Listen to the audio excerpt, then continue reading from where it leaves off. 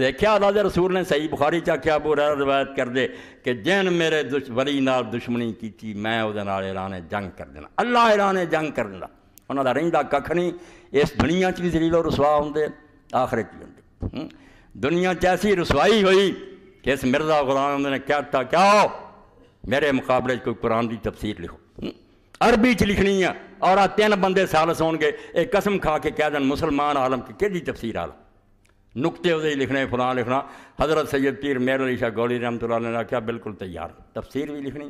مر قلم نہیں ہاتھ لینا نہ کاغذ پڑھنے، رکھ دینے کاغذ قلم اپنے آپ چلن گے۔ پہلا تو یہ مقابلہ ہو، تو نبی ہون دا دعوے دار ہے، میں صرف نبی دا ایک ادنا غلام ہوں، خود قلم چلن گے۔ اور دوسرا ہے پہلا مناظرہ کرنا پاؤ گا، عالم دے سامنے جڑیاں گلاں دا رولا نا، پہلا علم دی گل ہوگی، تیرے پلے کچھ ہے، تفسیر بعد چ لکھ لیں گے، میرا تفسیر کربی دا عیسائی لکھ دیندا چنگی چیز دا مطلب نبی بن جاتا، پہلا گلاں مکائیے کہ عیسیٰ اور مہدی اور نبی جڑے انہاں دا تقریری مناظرہ نال پھر مقابلہ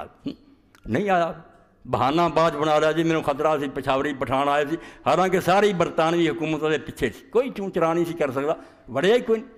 تو اس باروں میں کئی باری تھی سن چکے جے، اور کہنا اور ہن بھی کہنا کہ مولوی سب کن پڑھ لین پیر میر علی شیر دی کتاباں تے قادیان دے فتنے لیو بالکل مسلح ہو جانی، تے ہور جنیاں مرضی پڑھتے پھر جواب نہیں ہونا۔ اے میں صاحب مجلس کہنا جنیاں مرضی پڑھو نا پاک بکاں مرضیاں دا جواب کوئی نہیں ہونا تھا،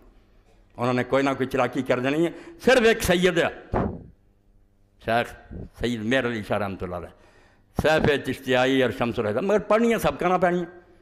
تو اردو میں دے دیں تو مولویوں دے دو، جب پڑھ کے سمجھ جان گے مینوں پوچھ لیا۔